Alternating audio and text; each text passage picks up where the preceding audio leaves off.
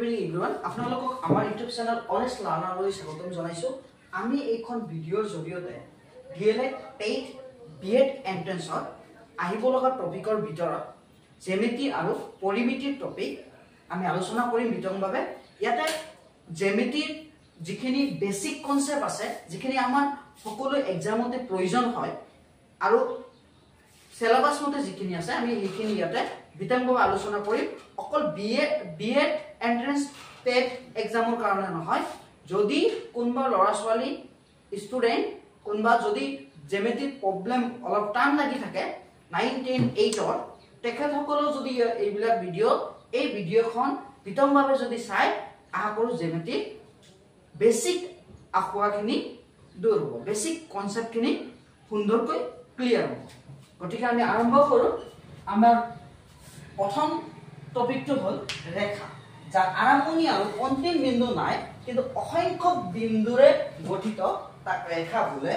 বিন্দুৰ কথা আহিছে প্ৰথম। বিন্দু আমাৰ সৰু বিন্দুবিলাক জানে আপোনালোকে, যে বিন্দু এখন এটা বিন্দুৰ মাজেৰে আমি অসংখ্য ৰেখা অংকন কৰিব পাৰো আৰু দুটা বিন্দুৰ মাজেৰে আমি কি কৰিব পাৰো, মাত্ৰ এটা ৰেখা অংকন কৰিব পাৰো। এতিয়া যেতিয়া আমি বিন্দুবিলাক এনেকৈ আঁকি থাকিম সৰু সৰুকৈ যেতিয়া জইন হ'ব নহয়, তেতিয়া বহুত ডাঙৰ ৰেখা হৈ থাকিব, অসংখ্য বিন্দুৰে গঠিত, কিন্তু আৰম্ভণি বিন্দু নাই, অন্তিম বিন্দু নাই। ক'ৰ পৰা আৰম্ভ হৈছে ক'ত শেষ হৈছে আমাৰ সীমা নাই। কেপ থকা, কেপ মানে হ'ল সীমা নাই। ইয়াক দুইফালে কেপ থকা ৰেখাৰে বুজোৱা হয়, যেনে এবি ইয়াক লাইন, লাইন মানে ৰেখা। ৰশ্মি, 2 নম্বৰ টপিকটো হ'ল আমাৰ ৰশ্মি, যাৰ আৰম্ভণি বিন্দু আছে কিন্তু অন্তিম বিন্দু নাই, তাক ৰশ্মি বুলি কোৱা হয়। ৰশ্মি এই চিত্ৰৰে বুজোৱা হয় যে আৰম্ভণি বিন্দু আছে, ইয়াতে আৰম্ভণি বিন্দু আছে, অন্তিম বিন্দু নাই, ক'ত শেষ হ'ব আমি ক'ব নোৱাৰিম। যেনেকৈ এবি ইয়াক ৰশ্মি।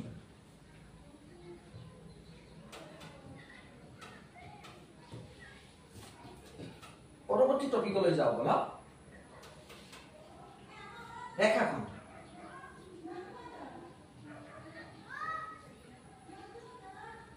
যাৰ আৰম্ভণি আৰু অন্তিম বিন্দু আছে তাক ৰেখাখণ্ড বোলে।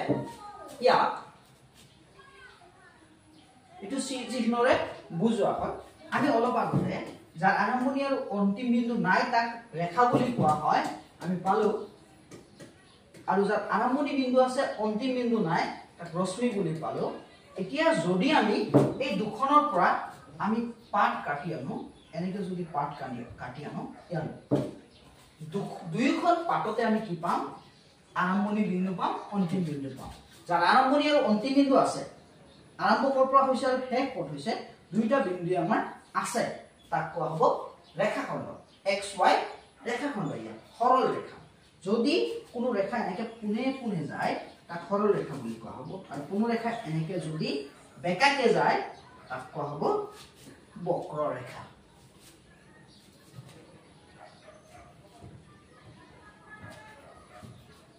ফাইভ নম্বৰ টপিকটো আমাৰ হ'ব কোণ। আমি অলপ আগতে পালো যে ৰেখা ৰশ্মি, এখন ৰশ্মি আহিছে বা এডাল ৰশ্মি আহিছে, ৰশ্মি আন এডাল ৰশ্মি কটাকটি কৰিছে। ইয়াতে যিখিনি কৰ্ণৰখিনি হৈছে প্ৰতিটো একোটা কোণ। দুডাল ৰেখা বা ৰশ্মিয়ে কটাকটি কৰি উৎপন্ন কৰা অংশক কোণ বোলে। দুডাল ৰেখা বা দুডাল ৰশ্মিৰ কথা কোৱা হৈছে। কেতিয়াবা এনেকুৱা হ'ব পাৰে এডাল ৰেখা এডাল ৰশ্মি, কেতিয়াবা ৰেখাখণ্ডও সংযোগ হ'ব পাৰে। চাওক, ইয়াতে দুডাল ৰশ্মি হৈছে, কোণ হৈছে। কেতিয়াবা এনেকুৱা হ'ব পাৰে যে এডাল ৰশ্মি এডাল ৰেখাখণ্ড, এনেকৈ পাৰ হৈ গৈছে ৰেখাখণ্ড, যিখিনি কোণ হ'ব সেইখিনি কোণ চাওক। তাৰপিছত এনেকুৱা হ'ব পাৰে দুটা কোণ, কেতিয়াবা চাৰিটাও হ'ব পাৰে। কোণ বিভিন্ন প্ৰকাৰৰ হয়, আমি এতিয়া আলোচনা কৰিম বিভিন্ন প্ৰকাৰৰ কোণ। বিভিন্ন প্ৰকাৰৰ কোণ, সমকোণ। সমকোণ প্ৰথম আছে আমাৰ সমকোণ। 90 ডিগ্ৰী কোণক সমকোণ বুলি কোৱা হয়। 90 ডিগ্ৰী যিটা ৰেখাৰ লগত হয় তাক লম্ব বুলি কোৱা হয়, আৰু য'ত হয় ভূমি বুলি কোৱা হয়। এনেকৈ হ'ব পাৰে প্ৰতিটো 90 ডিগ্ৰী কোণ আপুনি সহজভাৱে ল'ব পাৰে এনেকৈ এইটো এটা ষ্টেট লাইন ইয়াৰ পৰা ষ্টাৰ্ট হ'লে এইটো 0 ৰ পৰা এইটো 90 ডিগ্ৰী লম্ব আইটেম কোনে কোনে একেবাৰে লম্ব সূক্ষ্ম কোণ যি কোণৰ মান 90 ডিগ্ৰীতকৈ ডাঙৰ আৰু 0 ডিগ্ৰীতকৈ ডাঙৰ 90 ডিগ্ৰী নহয় 0 ডিগ্ৰীতকৈ ডাঙৰ 90 ডিগ্ৰীতকৈ সৰু তাক কি বুলি কয় সূক্ষ্ম কোণ যি কোণৰ মান 0 ডিগ্ৰীতকৈ ডাঙৰ আৰু 90 ডিগ্ৰীতকৈ সৰু তাক কি বুলি কোৱা হয় সূক্ষ্ম কোণ যেনে চাও 40 degree 30 degree 50 degree 70 degree 89 degree এইবোৰ হ'ব আমাৰ সূক্ষ্ম কোণ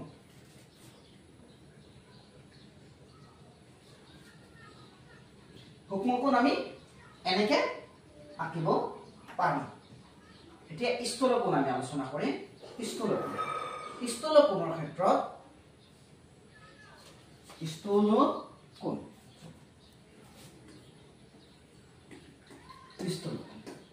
স্থূল কোণ চাব যি কোণৰ মান 90 ডিগ্ৰীতকৈ ডাঙৰ আৰু 180 ডিগ্ৰীতকৈ সৰু এই ষ্টেট লাইনটো 180 বুজাব এটা 0 ৰ পৰা ষ্টাৰ্ট আমি আৰম্ভণি 0 ৰ পৰা ষ্টাৰ্ট কৰিছো 0 ডিগ্ৰীৰ পৰা ষ্টাৰ্ট হয় 90 ডিগ্ৰী এটো আমাৰ সমকোণ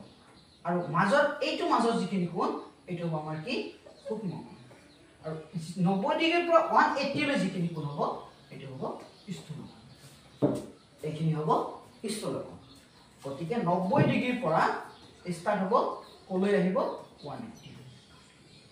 আৰু যদি 180 হৈ যায় তাক কোৱা হ'ব সৰল কোণ এডাল সৰল ৰেখাৰ একেফালে কি থাকে এডাল সৰল কোণ থাকে আৰু আনফালে আনডাল সৰল কোণ থাকে এতিয়া স্থূল কোণ হিচাপে আমি ল'ব পাৰোঁ 110 ডিগ্ৰী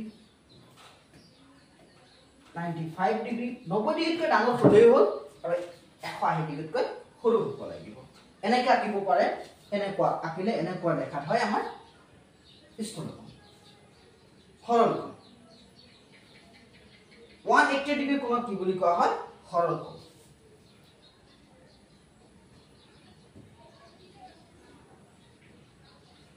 প্ৰবৃদ্ধ কোণ আমি অলপ আগতে পালো 0 ৰ পৰা ষ্টাৰ্ট হয় এইখিনি হ'ল সূক্ষ্ম কোণ এইটো আহে সম্মুখ 90 ডিগ্ৰীৰ পৰা 180 লৈ এইটো হ'ল স্থূল কোণ আৰু 0 ৰ পৰা 90 ডিগ্ৰী লৈ সূক্ষ্ম কোণ আৰু 90 ডিগ্ৰী হোৱাৰ লগে লগে সমকোণ 180 হোৱাৰ লগে লগে 180 হোৱাৰ লগে লগে আমাৰ কি সৰল কোণ 180 ৰ পৰা 360 180 ৰ পৰা 360 এটা সম্পূৰ্ণ সাৰ্কেল হৈ যাব এনেকৈ সম্পূৰ্ণ সাৰ্কেল এখন হৈ যাব 180 ৰ পৰা 360 কোণক প্ৰবৃদ্ধ কোণ বুলি কোৱা হয় যেনে আপোনাৰ 350 হ'ব পাৰে 180 যেহেতু 200 হ'ব পাৰে যি কোণৰ মান 180 ডিগ্ৰীতকৈ ডাঙৰ আৰু 360 ডিগ্ৰীতকৈ সৰু কোণক প্ৰবৃদ্ধ কোণ বুলি কোৱা হয় প্ৰবৃদ্ধ কোণ মই স্পেলিংটো লিখি দি আছো প্ৰবৃদ্ধ কোণ বোলে সম্পূৰক কোণ এতিয়া আমি পালো যে যেতিয়া আমাৰ কি হৈ যাব সাৰ্কেলটো কমপ্লিট হৈ যাব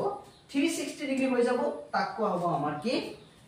সম্পূৰ্ণ কোণ সম্পূৰণ কোণ বা সম্পূৰ্ণ কোণ বা সম্পূৰ্ণ কোণ যে যেতিয়া কি হৈ যাব 360 সাৰ্কেলটো সম্পূৰ্ণ হৈ যাব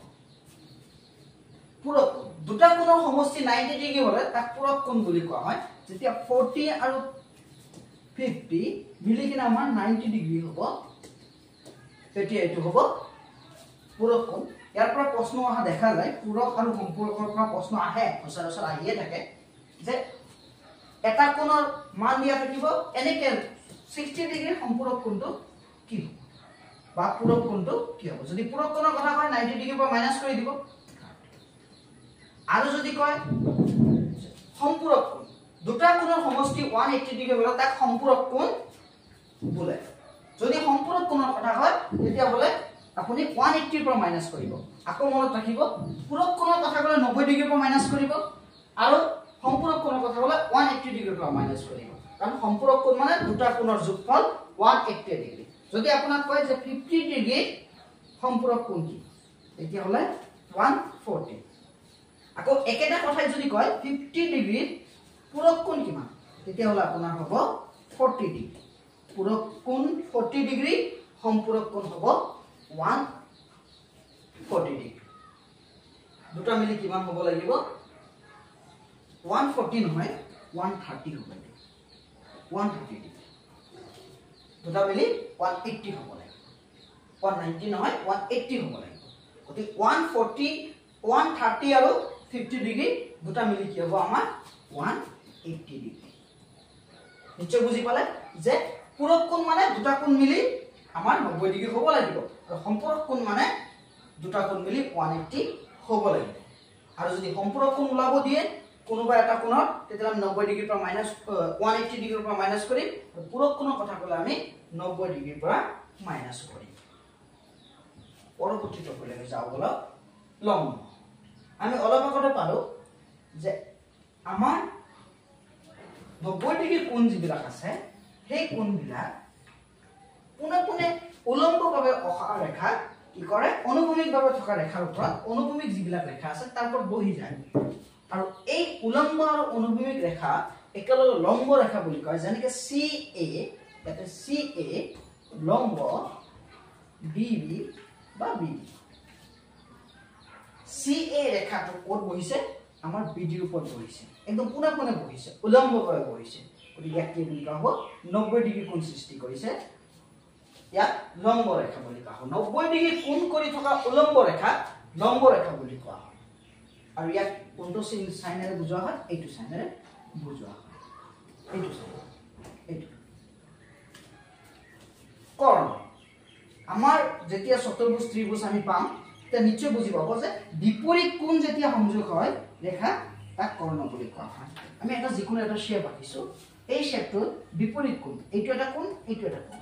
এই দুটা কোণক আমি সংযোগ কৰিছো তাক কৰ্ণ বুলি কোৱা হ'ব ইংলিছত ডায়াগোনাল বুলি কয় কৰ্ণ বুলি কোৱা হ'ব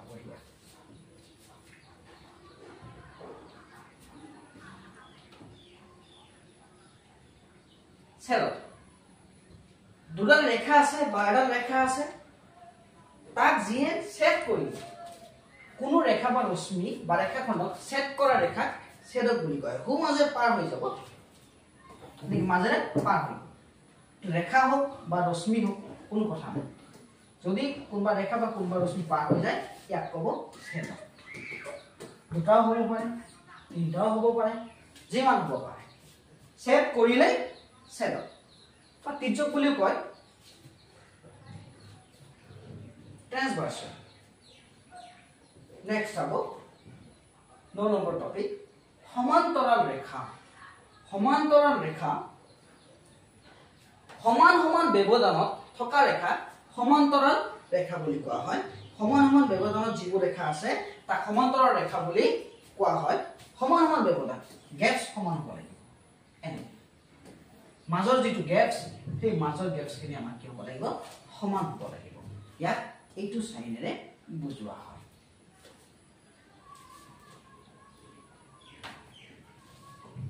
10 নম্বৰ টপিকটো চাব অনুৰূপ কোণ লগতে 11 নম্বৰ টপিকটো আছে আমাৰ কি একান্ত কোণ একেলগে আমি আলোচনা কৰিম এখন চিত্ৰৰ সহায়ত আলোচনা কৰিম এতিয়া অনুৰূপ কোণ এডাল ৰেখা সমান্তৰাল ৰেখা ছেদকে ছেদ কৰিছে এইখন হল ছেদক এইটো হল সমান্তৰাল ৰেখা ভালকে দেখা যোৱা নাই মই লাইন আঁকি দি আছো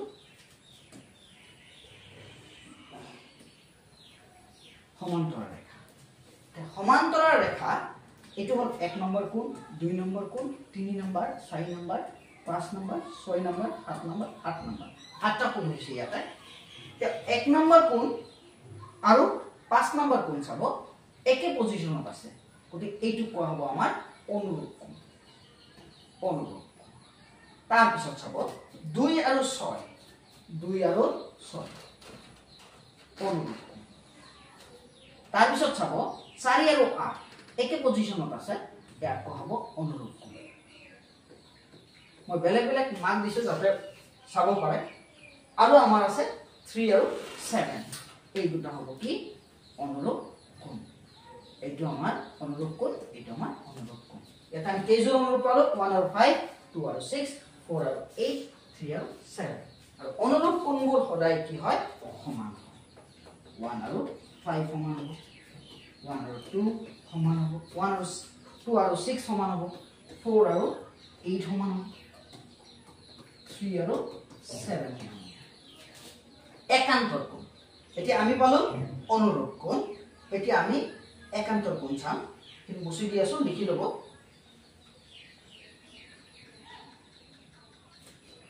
একান্তৰ কোণ যেতিয়া আমি একান্তৰ কোণৰ কথা আলোচনা কৰিম 1 আৰু 8 কানি কোণ যিবিলাক একে পজিশনত থাকে ইটো বাহিৰত আছে ইও বাহিৰত আছে 8 1 2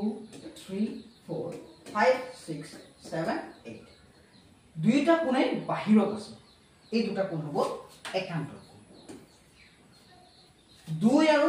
আমাৰ কি পালো একান্তৰ কোণ 1 আৰু 8 2 আৰু 7 চাব একে পজিশনত আছে বিপৰীত গতিকে একান্তৰ কোণ এই দুটা বহি একান্তৰ কোণ বুলি ক'ব কাৰণ বাহিৰত আছে তাৰপিছত 3 আৰু 6 একে পজিশনত আছে 3 আৰু 6 গতিকে 3 আৰু 6 আমাৰ কি হ'ব অন্ত একান্তৰ কোণ 4 আৰু 5 অন্ত একান্তৰ কোণ একান্তৰ কোণবোৰ কি হয় সমান হয়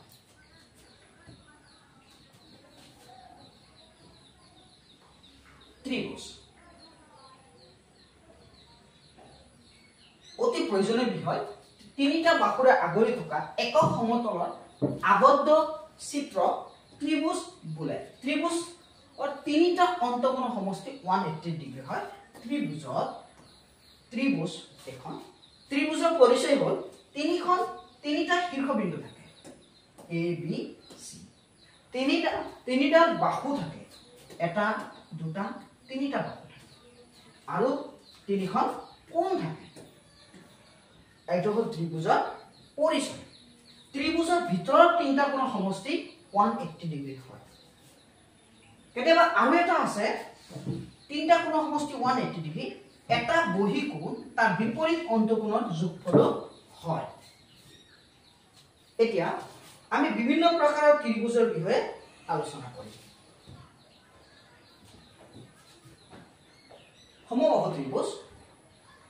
সমবাহু ত্ৰিভুজ আপোনালোকে গম পাইছে সম মানে সমান ত্ৰিভুজ মই হাতেৰে আঁকিছো বাহুকেইটা এক্সাক্টলি জুখি চালে সমান নহব পাৰে দেখাত আমাৰ সমান লাগিছে যে সমবাহু ত্ৰিভুজ যি ত্ৰিভুজৰ তিনিটা বাহুৰ মান সমান তাক সমবাহু ত্ৰিভুজ বুলি হয় ইয়াক অপাৰেচন কৰিলে মানে ইয়াৰ বিষয়ে জানিলে আপুনি বুজি পাব যে কি বুজি পাব সমবাহু ত্ৰিভুজৰ প্ৰতিটো কোণৰ মান 60 ডিগ্ৰী হয় প্ৰতিটো কোণ যেহেতু সমান আমাৰ টোটাল 183 এৰ হৰণ কৰিলে 60 হৈ যায় প্ৰতিটো কোণৰ মান 60 ডিগ্ৰী হয় সমবাহু ত্ৰিভুজত তিনিটা সূক্ষ্ম কোণ থাকে সমবাহু ত্ৰিভুজত কালি √3/4 a স্কয়াৰ a হ'ল বাহু সমবাহু ত্ৰিভুজৰ পৰিসীমা 3a যেহেতু তিনিটা বাহু একেই হয় 3a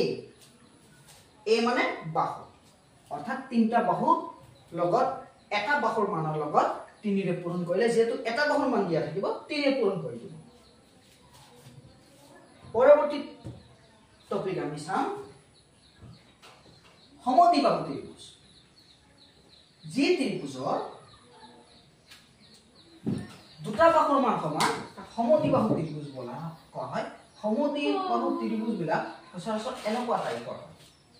সমবাহু ত্ৰিভুজ এনেকুৱা টাইপৰ হয় বেছি বা সমকোণ হিচাপে হয় আপোনালোকে পাব সমকোণী ত্ৰিভুজ অলপ পিছতে ইয়াতে ভূমি হয় লম্ব হয় কৰ্ণ এতিয়া সমদ্বিবাহু ত্ৰিভুজৰ সমান বাহু দুটাৰ বিপৰীত কোণ দুটা সমান বিপৰীত কোণ দুটা এই দুটা আপোনাৰ সমান বাহু ইয়াৰ বিপৰীত কোণ দুটা কি হ'ব সমান হ'ব আৰু সমদ্বিবাহু ত্ৰিভুজত দুটা বা তিনিটা সূক্ষ্ম কোণ থাকে সমদ্বিবাহু ত্ৰিভুজত দুটা বা তিনিটা কি থাকে সূক্ষ্ম কোণ থাকে কেতিয়াবা দুটাও থাকিব পাৰে যদি এখন 90 ডিগ্ৰী নহয় তেতিয়া তিনটা থাকিব আৰু 90 ডিগ্ৰী হোৱাৰ লগে লগে বাকি দুটা 45 হৈ যাব সমদ্বিবাহু ত্ৰিভুজৰ কালি হাফ ভূমি ইনটু উচ্চতা সমদ্বিবাহু ত্ৰিভুজৰ পৰিসীমা বাহু তিনিটা সমষ্টি সবকেইটা বাহু যোগ কৰি দিলে হৈ যায় সমকোণী সমদ্বিবাহু ত্ৰিভুজত এটা সমকোণ থাকে আৰু আন দুটা কোণৰ মান 45 ডিগ্ৰী হয় এতিয়া আমি পৰৱৰ্তী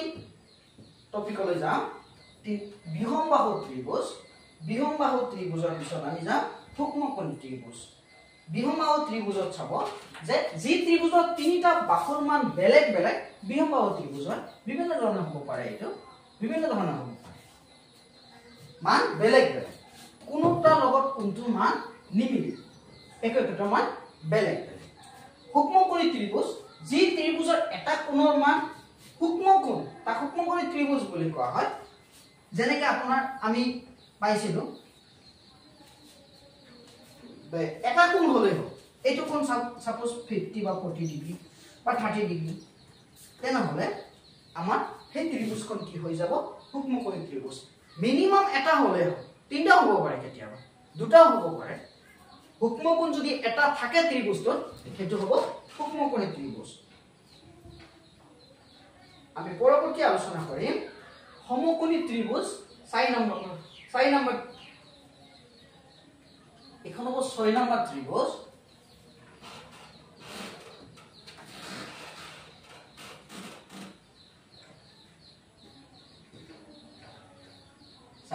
সমকোণী ত্ৰিভুজ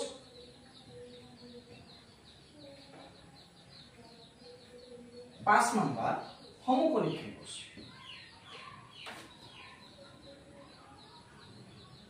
সমকোণী ত্ৰিভুজ 5 নম্বৰ হ'ব এটো 4 নম্বৰ নহয় 5 নম্বৰ হ'ব সমকোণী ত্ৰিভুজ 5 নম্বৰ হ'ব এখন সমকোণী ত্ৰিভুজ যি ত্ৰিভুজৰ এটা কোণৰ মান 90 ডিগ্ৰী তা সমকোণী ত্ৰিভুজ বুলি কোৱা হয় আপোনালোক অলপ আগতেই পালে এইখন এখন সমকোণী ত্ৰিভুজ या সমকোণী ত্ৰিভুজত আপোনালোকে চাব যে এইখন ভূমি হয় কাৰণ এটো লম্ব হয় কাৰণ সমকোণ কৰিছে লম্ব এতিয়া লম্ব আৰু ভূমি যেহেতু বিপৰীত কোণ দুটা সংযোগ কৰিছো এইটো হ'ব কৰ্ণ সমকোণী ত্ৰিভুজত দুটা সূক্ষ্মকোণ থাকে এই দুটা কি হয় সূক্ষ্মকোণ যেনেকৈ আপোনালোকে সমদ্বিবাহু ত্ৰিভুজত পালে সমকোণী ত্ৰিভুজৰ কালি হাফ ইনটু ভূমি ইনটু উচ্চতা যেটো সমদ্বিবাহু ত্ৰিভুজৰো কালি হয় সমকোণী ত্ৰিভুজৰ পৰিসীমা বাহু তিনিটাৰ সমষ্টি সমকোণী ত্ৰিভুজত এটা সমকোণ থাকে সমকোণ দুটা আহি গৈছে সমকোণী ত্ৰিভুজত এটা সমকোণে থাকে সেইকাৰণে ইয়াক সমকোণী ত্ৰিভুজ বুলি কোৱা হয় সমকোণী ত্ৰিভুজৰ ক্ষেত্ৰত এটা ডাঙৰ সূত্ৰ আছে পাইথাগোৰাছৰ উপপাদ্য বুলি কোৱা হয় সমকোণী ত্ৰিভুজৰ ক্ষেত্ৰত পাইথাগোৰাছৰ সূত্ৰটো হ'ল মই ওপৰত লিখি দি আছো কৰ্ণ স্কয়াৰ ইকুৱেল ভূমি স্কয়াৰ প্লাস লম্ব স্কয়াৰ কৰ্ণ স্কয়াৰ ইকুয়াল ভূমি স্কয়াৰ প্লাস লম্ব স্কয়াৰ কৰ্ণ হাইপোটেনাস বুলি কোৱা হয় h ৰে বুজোৱা হয় গতিকে h স্কয়াৰ ভূমি b ৰে বুজোৱা হয় বেস b স্কয়ার প্লাস লম্ব পারপেন্ডিকুলার p গতিকে ফর্মুলাটো হ'ল h square equal b square plus p square ইয়াৰ যিকোনো বাহু এটা মান আমি ওলাব পাৰি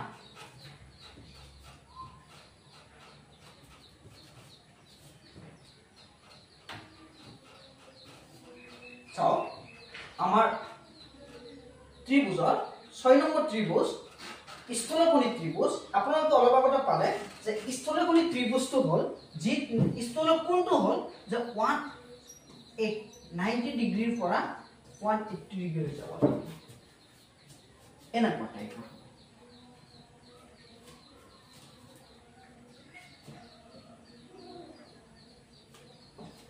180 ডিগ্ৰী পৰা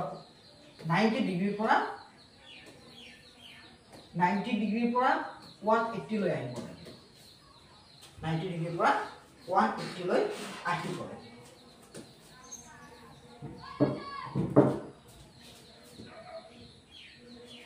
যদি আমাৰ কোনো এটা কোণ এনেকুৱা টাইপৰ হয়